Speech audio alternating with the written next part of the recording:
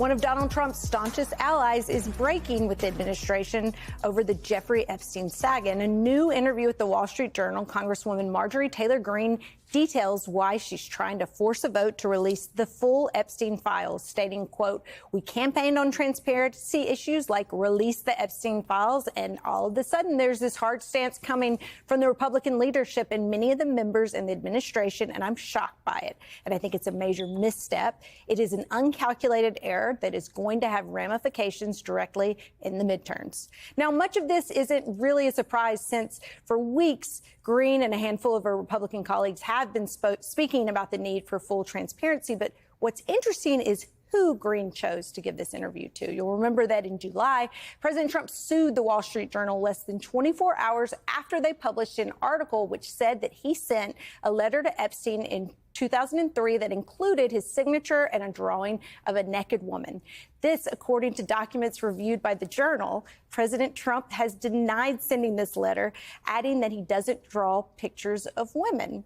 Joining us now, Dean Obeidallah, host of SiriusXM's Dean Obeidallah Show and an MSNBC daily columnist, and Jake LaHutte, senior writer for Wired. Okay. Anytime I get to say naked like a Southerner on television, I nearly laughed out loud when you said that, Elise. I know. I can't. It's like that comes out.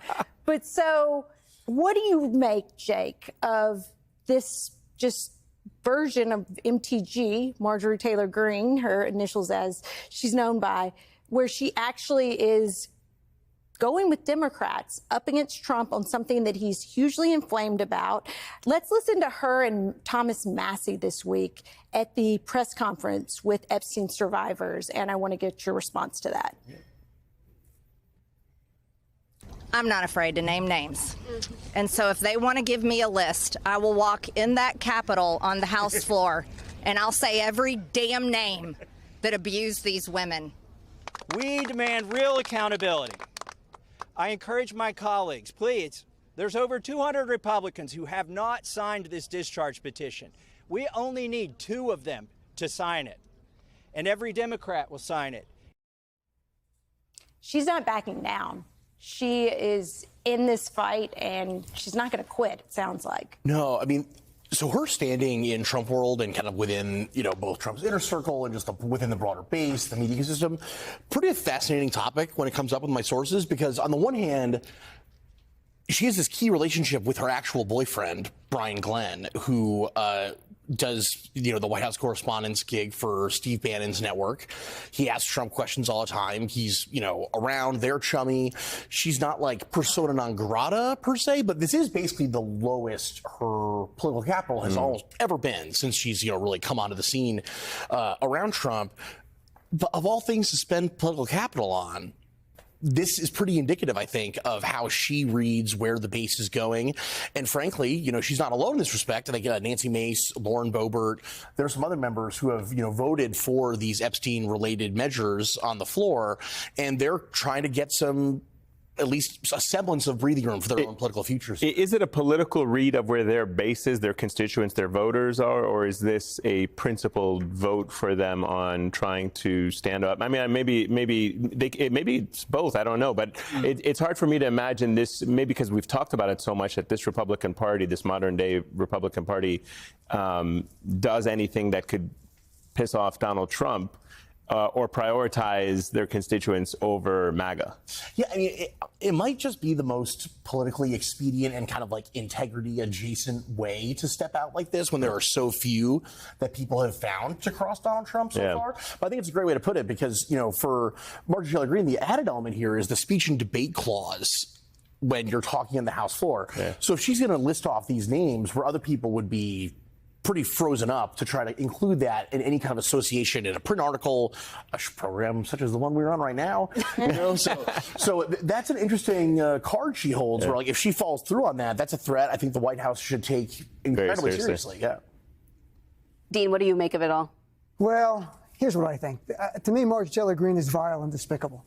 So the fact that she might say something that I might agree with now means nothing to me. To me, the bigger story, frankly, there's 219 Republicans in the House. Only 4 will sign the discharge petition to release the documents. And that's why the GOP stands for guardians of pedophiles. That's what this party's about. And that's not just my view. The brave women who stood up and spoke there, some of them said, stand with the survivors and not the predators. And the GOP saying, we stand with the predator because Donald Trump is the predator in chief. So to me, whatever her calculation is, I don't like her. I don't trust her. I don't care why she's doing it. The GOP is the party protecting pedophiles and sexual predators, and that's what should define this party going forward. I have to ask you, too, about this hidden camera undercover video that came out. So a DOJ official revealed to a right-wing media group, the O'Keefe Media Group, people may recognize that name, he's sort of been notorious for doing this for a while, that the government is going to redact every Republican from the Epstein files. Of course, officials have said that these were his own personal comments. That he said he learned in the media, and the DOJ has said that the comments in the video have no bearing at all. But what do you make of that? Was that revealing to you? Of course it was revealing. And I think there's, again, a bigger story that some in the media, not you guys, are missing. And the bigger story is Pam Bondi is AG now. Pam Bondi was AG of Florida from 2011 to 2019 when Jeffrey Epstein continued with his child sex ring after he was released from prison. She made going after child sex pedophiles, she said that's top priority. Never investigated Jeffrey Epstein in all those years while he was doing this. And then she's rewarded by being Attorney General of the United States under Donald Trump. There's a straight line from her protecting Jeffrey Epstein there, I think, and where she is now. So, of course, the DOJ is going to erase Republican names from any documents going. I think it's a very revealing and accurate comment. And again, I think Bondi deserves to be more looked into and criticized. Why didn't she investigate Jeffrey Epstein? It's happening in her state. Her own DOJ in 2018, when they indict Epstein, says after he was released from prison, he continued. He did it in Florida, right there, her state. What was she doing? Can we show the polling? Let's look at the polling on how the American public is gauging Trump's handling of Epstein files. You have 3 polls, and it's basically uniform that most of the country does not. He's losing big time on this issue. And you have very few Republicans who understand the political liability here. Also, I think it is notable that it's 3 women, too, 3 of the 4. And then you need, I guess, 2 more, Jake, 2 more Republican votes to whip this. Do you think that those votes are going to happen? Are there 2 Republicans who still might come forward and vote for the release? Well, look, I mean, mine beats the White House, not the Hill, and I respect the heck out of people who hustle around that building all day to try to figure out stuff like, what is Brian Fitzpatrick going to do on any given? Well, tell us what the White House is doing to make sure that those 2 votes don't pop up out of nowhere, because I think your reporting suggests that the White House has been working the lines. And the crazy thing is, like, on the one hand, the complaint from a lot of the Trump advisors I speak to is there is no strategy. And, like, when is someone going to give us a walkthrough of what to anticipate, what to expect, not just like tomorrow or next week, but like going down the line here, right. Like, how are we going to land this plane? No one has an answer to that yet. The other part, though, is they still have a tremendous amount of influence when it comes to the midterms, when it comes to primary challenges. And, you know, it's funny because I think in Trump 1.0, all these businesses in the private sector and all these members on the Hill, they were like, oh, we're one Trump tweet away from stuff getting really bad. And obviously we've seen with, you know, take your pick now of wherever the National Guard is deployed or whoever is the latest victim of a shakedown. Like, this is a much different landscape than just like having a lot of money spent on attack ads. So, yeah, they're afraid. Like, I think anyone who's telling you otherwise there is lying.